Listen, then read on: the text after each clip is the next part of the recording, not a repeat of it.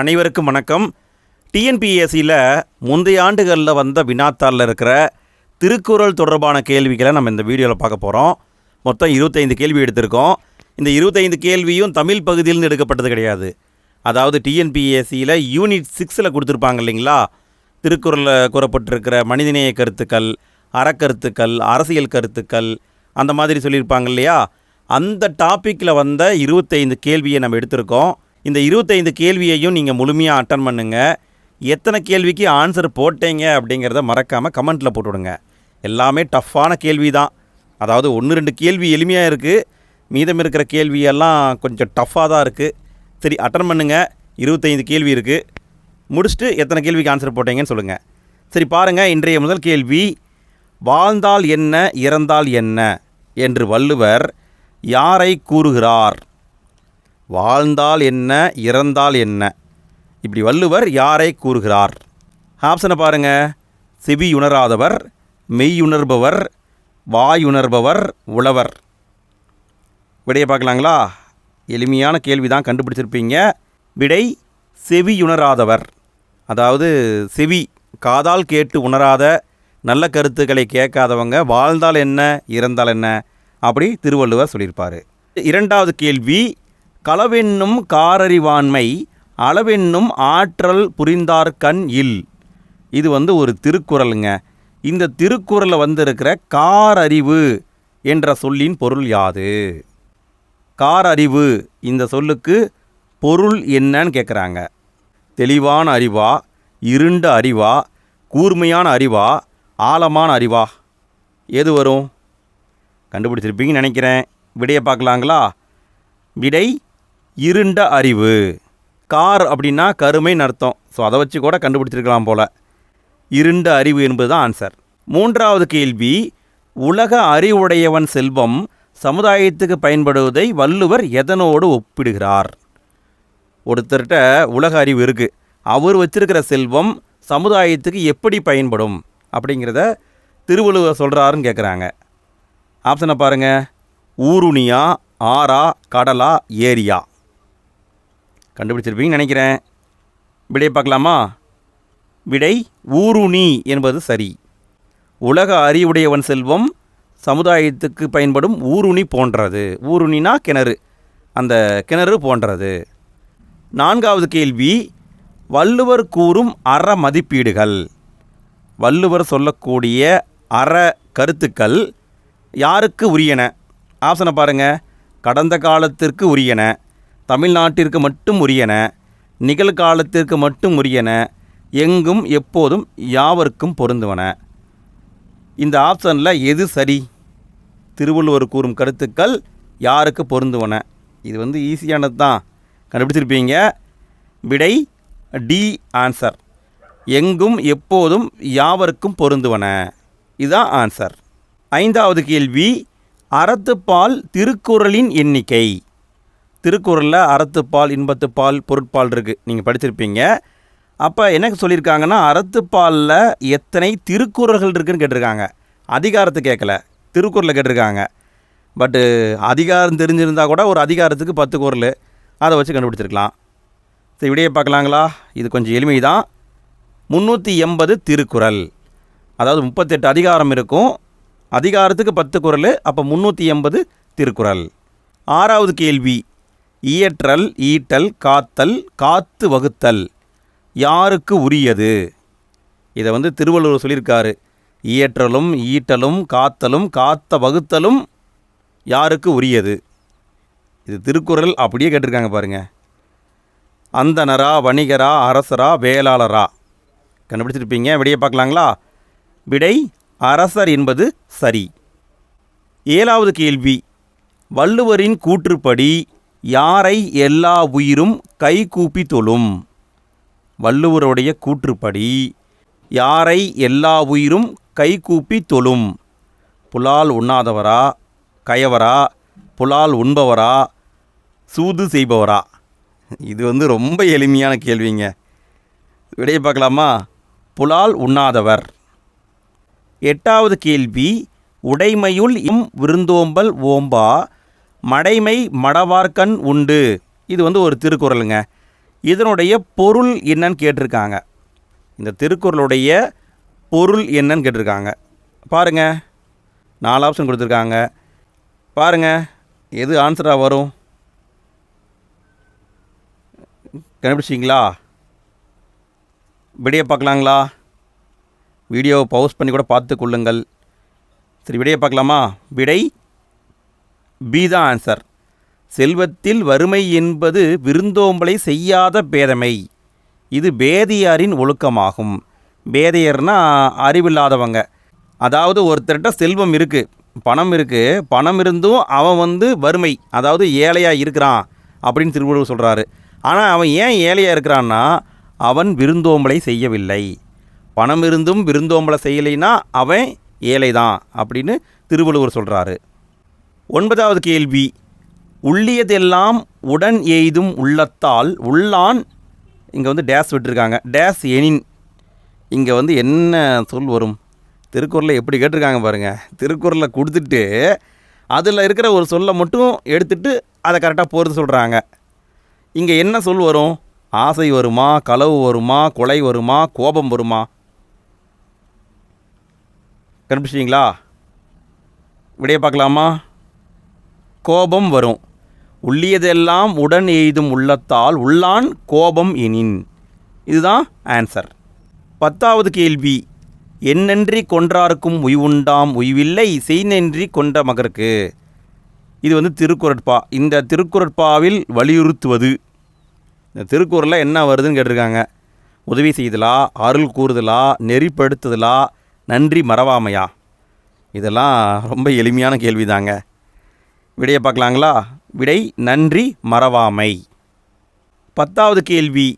வாணிகம் செய்வாருக்கு வாணிகம் என்று கூறத்தக்கதாக இருக்க வேண்டியது எதுவென வள்ளுவர் கூறுகின்றார்?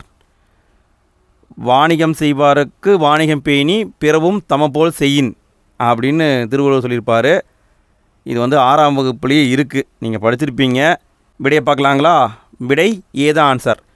பிறர் பொருளையும் தம் பொருளாக கருதுவது. அப்படி நினச்சி தான் வாணிகம் செய்ய வேண்டும் அப்படின்னு திருவள்ளுவர் அறிவுரை சொல்கிறாரு. 12வது கேள்வி. திருக்குறள் உரையாசிரியர்களில் அதிகம் பதிப்பிக்கப்பட்ட உரை யாருடையது?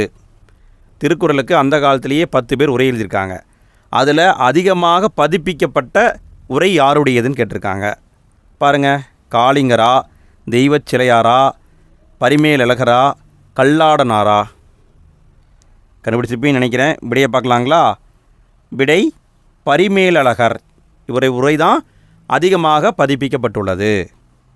13வது கேள்வி. பொய்யாமை பொய்யாமை ஆற்றின் அறம்பிற, இங்கே பாருங்கள் இடைவெளி விட்டுட்டாங்க, என்று கூறுகிறார் வள்ளுவர். இங்கே என்ன சொல் வரும்னு கண்டுபிடிக்கணும். பொய்யாமை பொய்யாமை ஆற்றின் அறம்பிற. திருக்குறளை முழுமையாக படிச்சிருந்தால் தான் இங்கே ஆன்சர் பண்ண முடியும். செய்யாமை செய்யாமை நன்றா, செய்தல் செய்யாமை நன்றா, செய்தல் செய்தல் நன்றா, செய்யாமை செய்தல் நன்றா?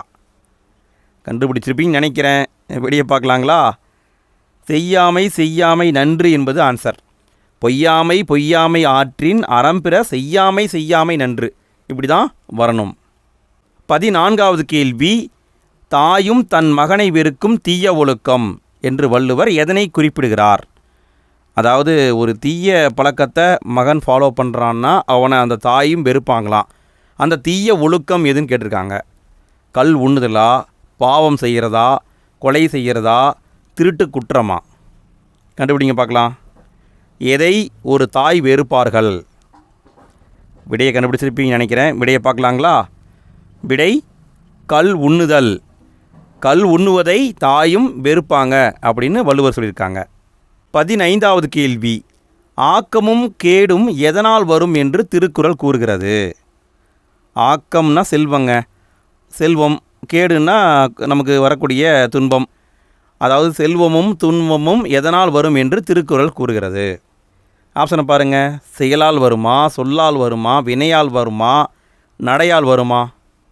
கண்டுபிடிங்க பார்க்கலாம். கண்டுபிடிச்சிருப்பீங்கன்னு நினைக்கிறேன். விடையை பார்க்கலாங்களா? விடை சொல்லால் வரும். நமக்கு வரக்கூடிய ஆக்கமும் செல்வமும் சொல்லால் தான் வரும். நம்ம சொல்கிற சொல்லால் தான் நல்லதும் வரும் கெட்டதும் வரும்னு திருக்குறள் குறிப்பிடுகிறது. 16வது கேள்வியை பாருங்கள். நாட்டுக்கு ஓர் அரசு வேண்டும், அரசுக்கு ஒரு தலைவன் வேண்டும், ஒரு அரசன் முன் மாதிரியான குணங்களை கொண்டு முன் உதாரணமாக இருக்க வேண்டும் என்று இலக்கணம் வகுத்த திருக்குறள் அதிகாரம் எது? எப்படி கேட்டிருக்காங்க பாருங்கள். அதாவது நாட்டுக்கு ஒரு அரசு வேணும், அந்த அரசுக்கு ஒரு தலைவன் வேணும், அந்த அரசன் முன்மாதிரியான குணங்களை வச்சுருக்கணும் அப்படின்னு திருக்குறள் இலக்கணம் வகுத்திருக்கு. அது எந்த அதிகாரத்தில் இருக்குதுன்னு கேட்டிருக்காங்க பாருங்கள். இறைமாட்சியா, அரண் வலியுறுத்தலா, வாய்மையா, ஒப்புரவு அறிதலா? கண்டுபிடிங்க பார்க்கலாம். கண்டுபிடிச்சிருப்பீங்கன்னு நினைக்கிறேன். விடையை பார்க்கலாமா? விடை இறைமாட்சியில் தான் அதை சொல்லியிருக்காங்க. 17வது கேள்வி. சமயக்கணக்கர் மதிவெளி கூறாது உலகியல் கூற பொருளிது வென்ற வள்ளுவன் என்று வள்ளுவரின் பெருமையினை கூறியவர் யார்? வள்ளுவருடைய பெருமையை ஒருத்தர் சொல்லியிருக்காரு. அவர் எப்படி சொல்லியிருக்காரு? சமயக்கணக்கர் மதிவெளி கூறாது உலகியல் கூற பொருளிது வென்ற வள்ளுவன் சொல்லியிருக்காரு. அப்படி சொன்னவர் யாருன்னு கேட்குறாங்க. ஆப்ஷனை பாருங்கள். தொல்காப்பியரா, கல்லாடரா, இளம்பூரணாரா, நச்சினார்க்கினியரா? கண்டுபிடிங்க பார்க்கலாம். கண்டுபிடிச்சிருப்பீங்கன்னு நினைக்கிறேன். விடையை பார்க்கலாங்களா? விடை கல்லாடர். கல்லாடர் தான் இப்படி சொல்லியிருக்காரு. 18வது கேள்வி. நண்பர்களை அளந்தறியும் கோல் எதுவென்று வள்ளுவர் கூறுகிறார்? நண்பர்களை அளந்து அறியக்கூடிய கோல் அப்படின்னு வள்ளுவர் எதை குறிப்பிடுகிறார்னு கேட்டிருக்காங்க. இன்பமா, கேடா, விளையாட்டா, பரிசா? எதை வச்சு நண்பர்களை அளந்து அறிய முடியும்? கண்டுபிடிங்க பார்க்கலாம். கண்டுபிடிச்சிருப்பீங்கன்னு நினைக்கிறேன். விடையை பார்க்கலாங்களா? விடை கேடு. கேடுனா துன்பம். நமக்கு வரக்கூடிய துன்பத்தை வச்சு தான் நண்பர்களை நம்ம கணக்கு போட முடியும், யார் எப்படிப்பட்ட ஆள் அப்படின்ட்டு. ஸோ அப்போ விடை கேடு. 19வது கேள்வி. தவறான ஆலோசனை கூறும் மந்திரி எத்தனை பகைவருக்கு இணையானவர் என்று வள்ளுவர் கூறுகின்றார்? ஒரு தப்பான ஆலோசனை சொல்கிறவர் எத்தனை பகைவருக்கு இணையானவர் அப்படின்னு வள்ளுவர் சொல்கிறாருன்னு கேட்குறாங்க. ஆப்ஷனை பாருங்கள். 7 கோடி பகைவர்களா, 70 கோடியா, 700 கோடியா, 7000 கோடியா? என்னப்பா இப்படியெல்லாம் கேள்வி கேட்டு வச்சுருக்கீங்க? சரி, விடையை பார்க்கலாங்களா? கண்டுபிடிச்சிருப்பீங்கன்னு நினைக்கிறேன். ஆனால் ரொம்ப கஷ்டமப்பா. சரி, விடையை பார்க்கலாமா? 70 கோடி பகைவர்கள். ஒரு தப்பான ஆலோசனையை கூறும் மந்திரி 70 கோடி பகைவர்களுக்கு இணையானவர் அப்படின்னு வள்ளுவர் சொல்லியிருக்காரு. 20வது கேள்வி. தானம் தவம் இரண்டும் இந்த உலகத்தில் தங்காது என்பதற்கு வள்ளுவர் கூறும் காரணம்? தானமும் தங்காது, தவமும் தங்காது. அதுக்கு என்ன காரணமாக வள்ளுவர் சொல்கிறாரு? ஆப்ஷனை பாருங்கள். மழையின்மையா, தீ நட்பா, கல்லாமையா, ஊலா? எந்த ரீசனால் இந்த உலகத்தில் தானம் தவம் ரெண்டுமே தங்காது, ஓடிருன்னு சொல்கிறாரு? விடையை பார்க்கலாங்களா? விடை மழையின்மை. இந்த உலகத்தில் மழை அப்படிங்கிறது இல்லைன்னா தானமும் இருக்காது, தவமும் இருக்காது அப்படின்னு வள்ளுவர் குறிப்பிடுகிறார். 21வது கேள்வி. சான்றாண்மை என்னும் மண்டபத்தை தாங்கும் தூண்கள் யாவை என்பதை தெரிவு செய்க. திருவள்ளுவர் சான்றாண்மை என்னும் மண்டபத்தை தாங்கும் தூண்கள்னு குறிப்பிட்டிருக்காரு. அந்த தூண்கள் யாவைன்னு கேட்டிருக்காங்க. ஆப்ஷனை பாருங்கள். அன்பு நாணமா, சுணக்கம் பிணக்கமா, மானம் வானமா, ஒப்புரவு உண்மை கண்ணோட்டமா? இதில் எதுங்க சரி? ஏதோ 2 சரி போல் இருக்குது. அது எதுன்னு கண்டுபிடிக்கணும். கண்டுபிடிங்க பார்க்கலாம். கண்டுபிடிச்சிருப்பீங்கன்னு நினைக்கிறேன். விடையை பார்க்கலாங்களா? ஆனால் ரொம்ப சிரமந்தான்ப்பா. விடை சி தான் ஆன்சர். அன்பு நாணம், ஒப்புரவு உண்மை கண்ணோட்டம், இவை சான்றாண்மை என்ற மண்டபத்தை தாங்கும் தூண்கள் அப்படின்னு வள்ளுவர் குறிப்பிடுறாரு. இதை எங்கேயோ பார்த்த மாதிரி ஒரு ஃபீல் வருதுங்களே. ஏதோ ஒரு திருக்குறள் இருக்குமே, அன்பு நான் ஒப்புரவு கண்ணோட்டம் இவை 5ம் சான்றாண்மையை தாங்கும் தூண்கள்னு சொல்லியிருப்பார். அது எதுன்னு எனக்கு சரியாக தெரியல. சரி, பார்த்துக்கோங்க. ஸ்கூல் புக்லேயும் இருக்குது. அதை அப்படியே உல்ட்டாவாக கட்டு வச்சுருக்காங்க பாருங்கள்.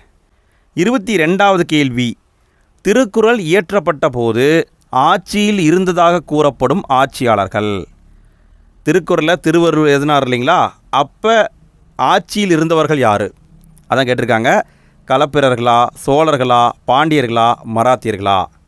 யார் காலத்தில் திருக்குறள் இயற்றப்பட்டுள்ளது? விடையை கண்டுபிடிச்சிருப்பீங்கன்னு நினைக்கிறேன்.